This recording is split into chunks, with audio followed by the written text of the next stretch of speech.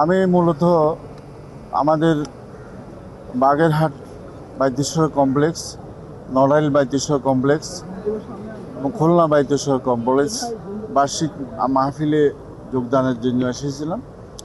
ওগুলো শেষ করে ঢাকা ফার্মগেট বাইতেশ্বর কমপ্লেক্সে এসেছি গতকাল। তো আমার ইচ্ছা ছিল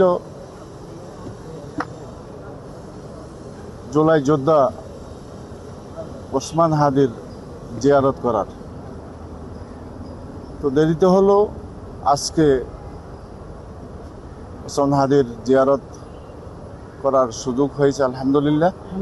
সাথে জাতীয় কবি কাজী নজরুল ইসলাম, ওনার কবরও জিয়ারত করেছি। আমাদের বাইতেশ্বর আঞ্জুমান ইত্তেহাদ বাংলাদেশ, এটা একটি সমাজসেবা অধিদপ্তরের নিবন্ধিত সংগঠন ও রাজনৈতিক আধ্যাত্মিক সমাজসেবামূলক সংগঠন। এটা প্রতিষ্ঠিত হয়েছিল 1952 সালে। আমাদের দাদা পীর সাহেব মীর মোহাম্মদ আখতার রহমতুল্লাহ, তিনি পবিত্র মক্কা শরীফে হজরত অবস্থায় হজের পরদিন মিনাতে ইন্তেকাল করেছিলেন এবং বাইতুল্লাহতে কাবা শরীফের ইমামতিতে জানাজা হয়েছে এবং মক্কার কবরস্থান জান্নাতুল মুআল্লা যে নামে, সেখানে তিনি শায়িত আছেন।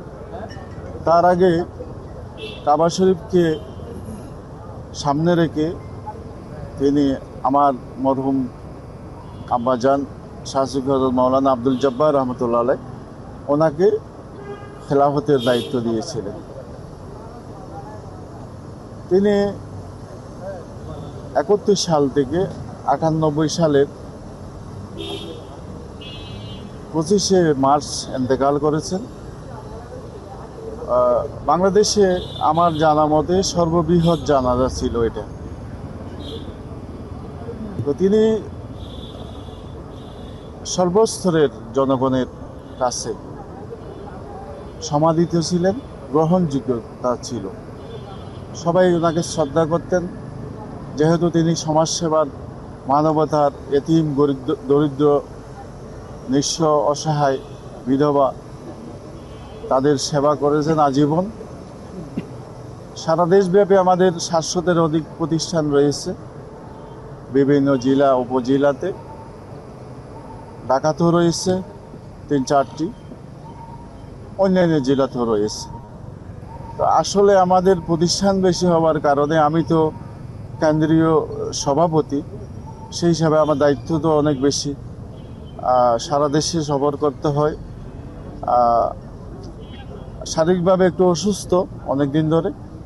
তো আমার জন্য আপনাদের সকলের কাছে আপনাদের মাধ্যমে দোয়া প্রার্থনা করছি, আল্লাহ যেন এই বাংলাদেশের জন্য, বাংলাদেশের জনগণের জন্য, মানবতার জন্য, ইসলামের জন্য সমাজসেবক হিসাবে, খাদেম হিসাবে দায়িত্ব পালন করার যেন তৌফিক দান করে। সেই কথা রেখে আপনাদের সকলের সুস্বাস্থ্য এবং মঙ্গল কামনা করে আমার কথা এখানে শেষ করলাম। আসসালামু আলাইকুম রহমতুল্লাহ।